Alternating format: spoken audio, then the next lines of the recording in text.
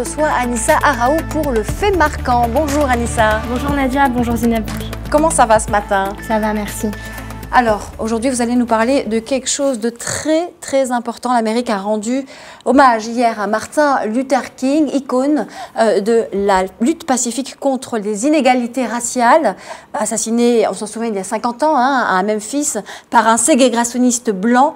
Le pasteur est touché mortellement d'une balle sur le balcon d'un motel où il était venu soutenir des éboueurs. Alors son action a marqué un tournant dans la lutte pour les droits civiques aux États-Unis, Anissa. Oui, c'est ça.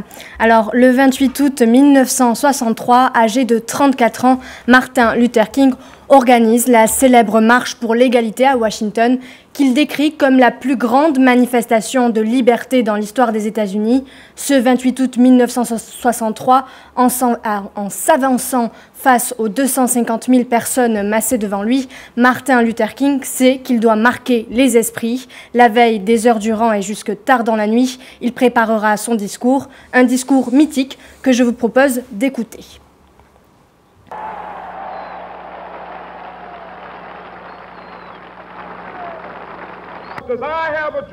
Je rêve que mes 4 enfants vivront un jour dans une nation où ils ne seront pas jugés sur la couleur de leur peau, mais sur la valeur de leur caractère.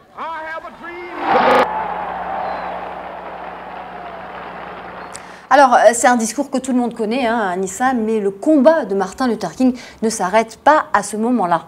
Non, pas du tout, Nadia. Les actions suivantes sont couronnées de succès. En juillet 1964, après le boycott des bus de Montgomery et Rosa Parks comme symbole, il a obtenu du Congrès le vote du Civil Rights Act qui instaure la déségrégation des lieux publics et protège les droits des Noirs à voter. Lui-même se voit attribuer le prix Nobel de la paix. L'année suivante, le Voting Rights Act renforce le contrôle fédéral sur le processus électoral.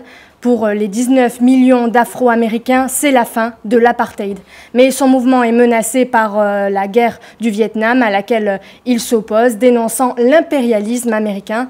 Il est même taxé d'anti-américanisme. Un demi-siècle plus tard, Martin Luther King demeure toujours le visage de la lutte contre la ségrégation et les discriminations raciales aux États-Unis. Que reste-t-il aujourd'hui du combat de Martin Luther King ? Alors, que reste-t-il? Eh bien, un jour férié. Il est fêté chaque année le 3e lundi du mois de janvier.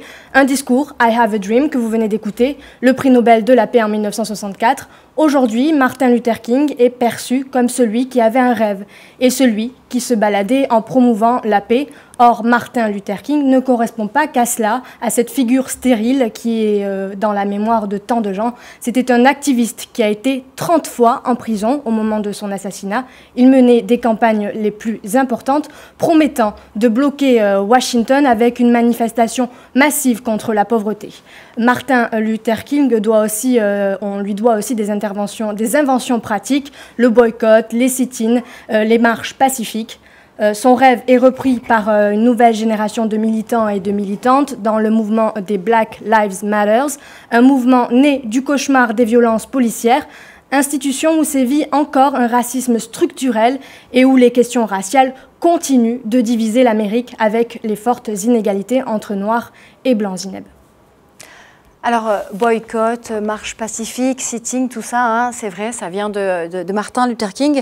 Mais le rêve du révérend King est loin d'être achevé quand même aujourd'hui, Anissa. Il est loin d'être achevé. Un demi-siècle plus tard, force est de constater que les Afro-Américains ne vivent pas encore ce rêve, comme l'illustrent les émeutes de Charlottesville, de Ferguson, ou encore, comme je vous l'ai dit, le mouvement Black Lives Matter. Tout récemment, des manifestations se sont aussi multipliées en réponse à la mort de Stephen Clark, abattu le 18 mars par des policiers dans le jardin de sa grand-mère, alors qu'il leur tournait le dos et qu'il n'était pas armé. Aux États-Unis, alors que les Afro-Américains ne représentent que 13% de la population, ils composent la moitié des crimes racistes commis en 2016. Entre 2010 et 2012, les jeunes noirs tués par la police étaient 21 fois plus nombreux que les blancs.